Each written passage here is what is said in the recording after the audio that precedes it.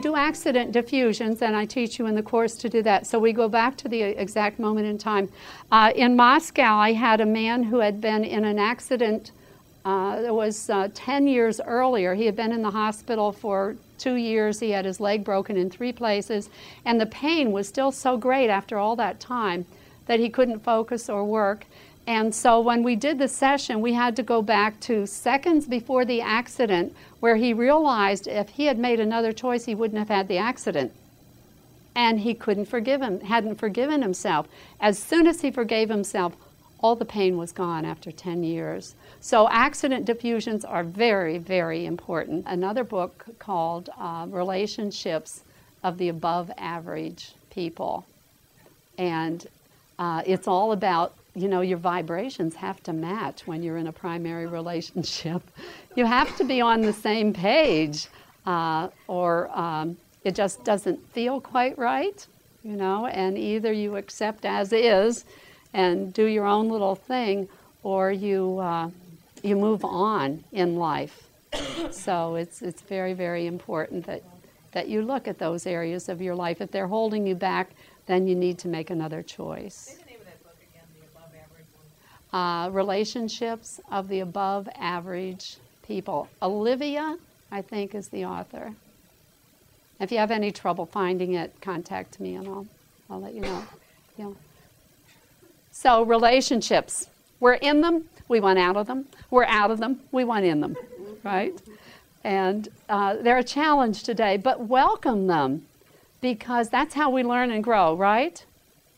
And your most difficult challenge in life is probably how you're going to be growing the fastest. There's a wonderful book also, a children's book called Little Soul and the Sun. It's excellent, and it's about this little angel who wants to learn forgiveness, and God said there's no one and nothing to forgive, and then another little soul steps forward and says, well, I will lower my vibration, and when we get down to earth, I'll do something really, really nasty to you so you can experience forgiveness. But you must remember who I really am.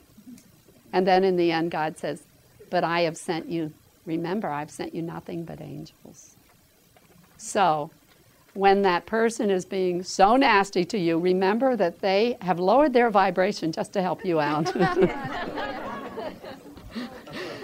Just to teach you that special lesson that you need. And send them love, and it's amazing how it works, how it can all get turned around.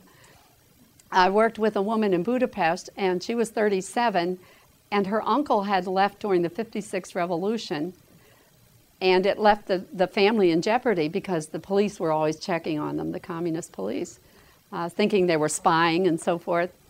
And she had stress on her father's stress with his brother from 40 years ago, even though she had never met her uncle. She had picked up her father's stress.